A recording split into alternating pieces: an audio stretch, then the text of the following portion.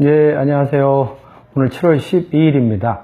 오늘도 10분을 투자하셔서 성경 안에 있는 사실과 영을 만지도록 도와드리는 시간입니다. 자, 오늘 에스라 7장, 9장과 10장을 통해서 에스라를 마치게 됩니다. 그리고 사도행전 23장, 31절에서 24장 9절까지 다루게 되죠.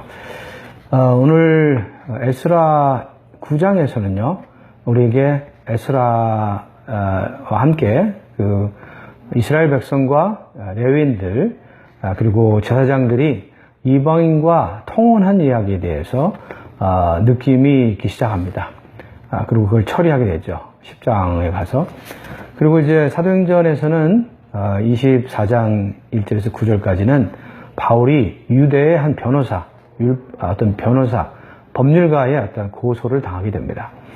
자, 오늘 에스라 9장을 자세히 보시면요, 1절과 2절에 보면은 그들이 백성과 제사장 레위인들이 이방인과 통혼한 것에 대해서 얘기합니다.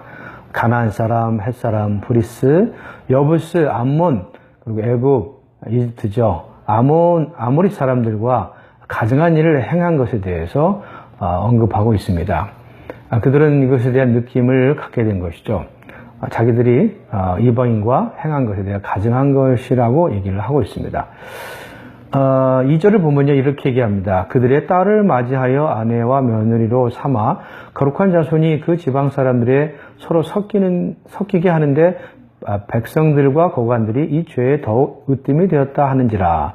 자, 여기서요, 이스라엘의 보면은 방백들과 고관들이 이방 여인을 취하는데 더 앞장서고 으뜸이 되었다는 걸 얘기를 합니다. 이것에 대해서 언급을 하고 이것에 대한 느낌이 있기 시작할 때 여기 에스라의 반응은 더 강했습니다. 에스라는 이스라엘 백성의 이러한 상태, 이러한 이방 여인과의 통혼에 대한 그 느낌을 한번 들어보죠. 6절입니다.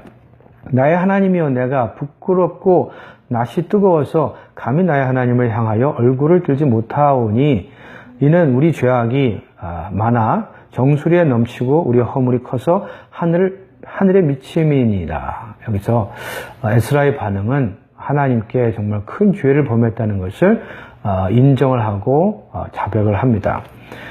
그러므로 그들은 과거에 그들은 양심이 사실 있었지만 그렇게 예민하지 않았고 양심이 그렇게 살아나지 못하고 별로 느낌이 없었죠. 그러나 성전 재건을 하자, 하나님이 정하신 그 터 위에서 성전을 건축하자 그들의 양심은 예민해지고 그들의 양심은 깨어나기 시작하고 기능을 발휘하기 시작했습니다.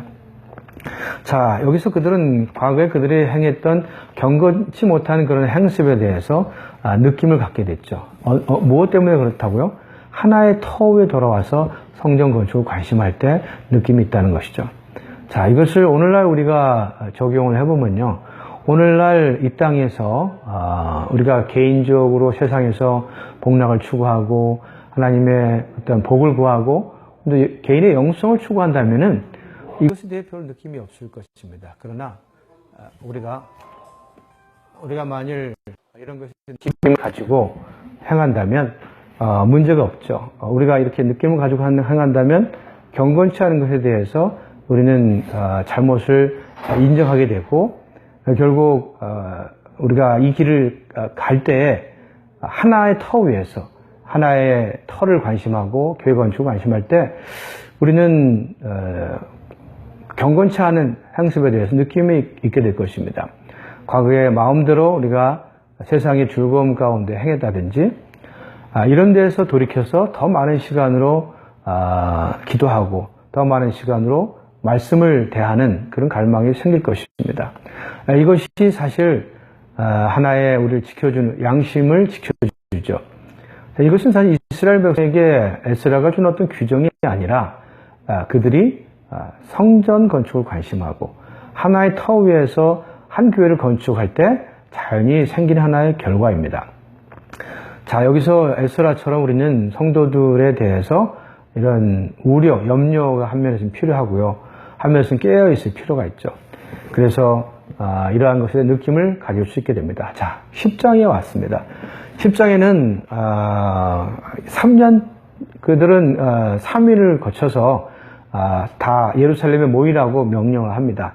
그러면 그들은 거기서 자기의 과거 이방인들을 취한 그 죄를 다 자백하고 또한 여자들을 취한 그 이스라엘 백성 이러한 명부를 공개하게 됩니다. 11절에 보면요, 이런 말이 있습니다. 이제 너희 조상들이 하나님 앞에서 죄를 자복하고 그 뜻대로 행하여 그 지방 사람들과 이방 여인을 끊어버리라. 여기서 에스라가 이방 여인과의 관계를 끊어버리라고 말합니다. 여기서 에스라이란 말에 따라서 백성들은 다 이방 여인과의 관계를 끊도록 명부를 다 얘기하고 결국 그런 관계를 끊어버리게 됐죠.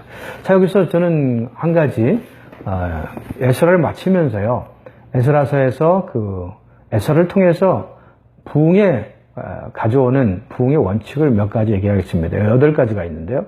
첫째, 그 시기는 하나님의 때가 있다는 것입니다. 부흥은 하나님의 시기와 때가 있습니다. 그들이 포로 시기 70년이 찼을 때,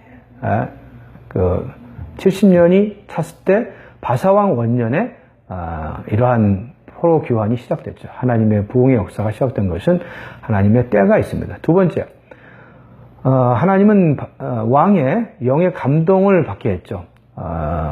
누구죠? 고레스 원년 고레스 왕에게 영의 감동을 주어서 결국 또한 왕이 길을 열어주셨죠. 명령을 내려서 결국은 다 예루살렘 와서 성전을 건축하라고 했죠. 자, 세 번째, 그릇이 준비됐는데 이것은 스룹바벨과 에스라와 또한 니헤미야, 성전 앞에는 둘은 성전과 관계되고 니헤미야는 성벽과 관련이 있죠. 이런 일에서 하나님은 합당한 그릇을 준비하셔야 일을 하실 수 있습니다. 자, 세 번째, 사실 이 몇몇 사람들의 특징이 있다면요, 하나님의 권익을 위해 존재하고 또 하나님의 간증을 관심하는 사람들이 있죠. 하나님의 권익, 하나님의 유익, 하나님의 간증을 위협으로 삼아서 이러한 것을 관심하도록 부담을 받았죠. 자, 세 번째가 그렇고, 네 번째는 사람의 영, 백성들의 영이 감동을 받은 사람들이 일제히 다 올라왔죠. 자, 그 말은 영의 감동이 있어야 부흥이 있는 것입니다. 역대의 많은 부흥도 사실 우리가 아는 역대에 큰 부흥이 있었죠. 윌지의 부흥을 우리가 기억합니다.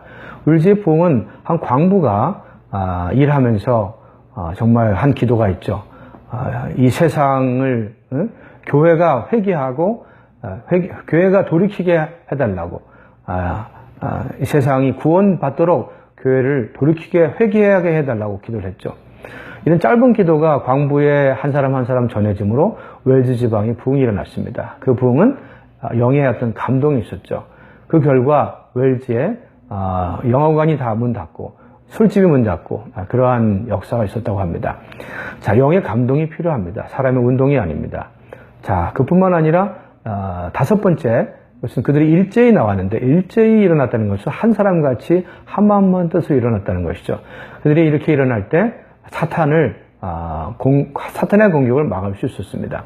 여섯 번째는 선지자의 격려가 필요했습니다. 그들이 어떠한 방해를 받았을 때, 대적의 방해했을 때 선지자가 일어나서 하나님을 위해서 합당한 말을 했습니다.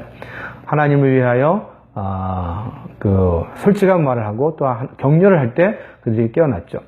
제사장과 이런 왕의 직분이 약해질 때 선지자가 필요합니다. 오늘날도 정말 교회 상태를 위하여 말하는 그런 선지자가 필요합니다. 자, 일곱 번째, 그들은 자신의 죄가 얼마나 악하다는 것을, 얼마나 죄가 가증한 것인 것을 깨달았습니다. 어떤 부흥이든지 우리가 사실 제가 말하는 죄는, 성경에서 말하는 죄는 하나님과 내가 떨어져 있다는 것, 하나님과 간격이 있다는 것, 이것이 바로 죄입니다. 우리가 하나님과의 모든 간격을 제할 때, 죄를 제거할 때 부흥이 옵니다. 자, 회개하고 돌이킬 때 길이 있죠.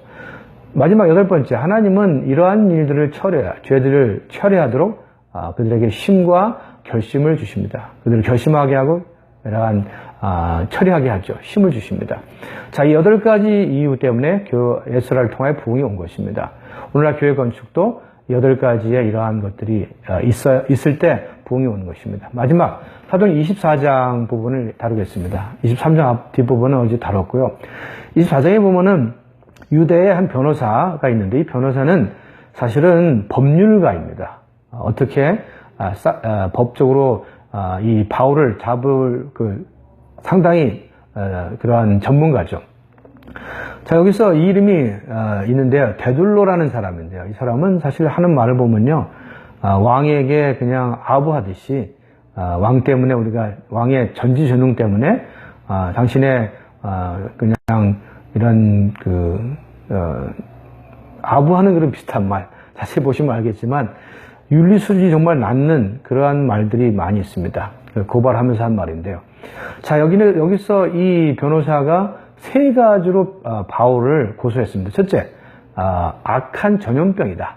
두 번째, 유대인 가운데 돌풍을 일으킨 폭풍을 일으킨 선동자다. 세 번째, 나사렛 이단의 괴수다. 이렇게 얘기했습니다. 자, 두목이라고 말했습니다. 여기서 악성 전염병이라는 것은 세균인데요.